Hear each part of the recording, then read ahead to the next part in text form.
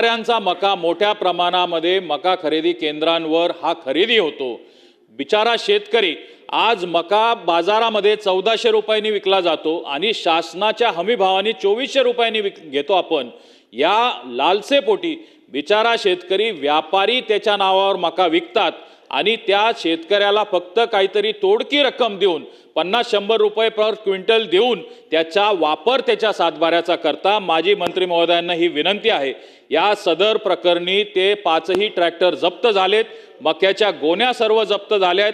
सन्माननीय तहसीलदारांनी तिथे पंचनामे केलेत। मी स्वतः कलेक्टर महोदयांना भेटलो, तिथल्या डीएमओंना भेटलो, तिथल्या सर्व अधिकाऱ्यांशी चर्चा केली असताना ही सर्व एकमेकांची मिलीभगत वाटती आहे।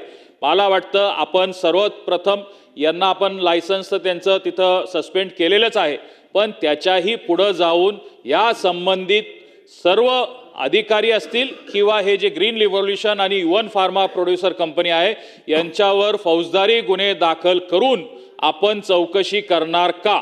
चला मंत्री महोदय।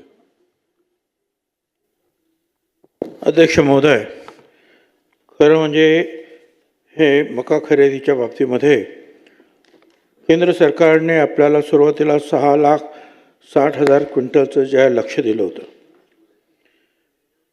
पण मका खूप असल्यामुळे आपण परत केंद्र सरकारकडे गेलो आणि त्यांनी आपल्याला 5 लाख क्विंटल जे आहे वाढीव आणखीन परवानगी दिली, म्हणजे 11,60,000 क्विंटल। आतापर्यंत खरेदी 7,49,000 क्विंटल झालेली आहे। देय रक्कम जी आहे 179 कोटी रुपये, त्यातले 115 कोटी रुपये आपण वितरितसुद्धा केलेले आहे। आता या बाबतीमध्ये ज्या वेळेला मी तो विचार केला आणि सन्माननीय सदस्य सांगतायत, खरं म्हणजे बारदाण्यांचा तुटवडा नाही, कारण बारदानं तिथे होतीच, पण त्याच्या एका ट्रॅक्टरमध्ये थोडक्यात म्हणजे लपवल्यासारखीच होती, दुसरीकडचा माल येत होता।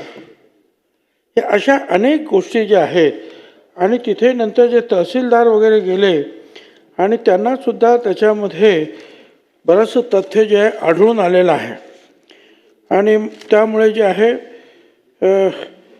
एकूणच जे आहे याच्यामध्ये संदेह निर्माण होणार अशा प्रकारच्या या सगळ्या गोष्टी आहेत। याला अर्थात ही सगळी जबाबदारी जी आहे जिल्हा पणन अधिकारी नाशिक जे आहे यांची ही सगळी जबाबदारी आहे की त्यांना आपण उद्दिष्ट दिलं, त्यांना आपण बारदानं दिली, त्यांना सगळ्या गोष्टी दिल्यानंतर ह्या तक्रारी यायलाच नको आहेत, पण तरीसुद्धा अशा तक्रारी येत आहेत, याचा अर्थ कुठेतरी पाणी मुरत आहे। म्हणून हे जे आहेत जिल्हा पणन अधिकारी आहेत नाशिक यांना त्वरित निलंबित करण्यात येईल आणि उच्च अधिकाऱ्यांतर्फे संपूर्ण प्रकरणाची चौकशी करून जे जे दोषी आहेत त्यांच्यावर फौजदारी करण्यात येईल। या प्रकरणामध्ये गैरव्यवहारामध्ये गुंतलेली ज्या ज्या संस्था अथवा व्यक्ती असतील त्यांच्यावर फौजदारी गुन्हे दाखल करण्यात येतील। चला लक्षवेधी।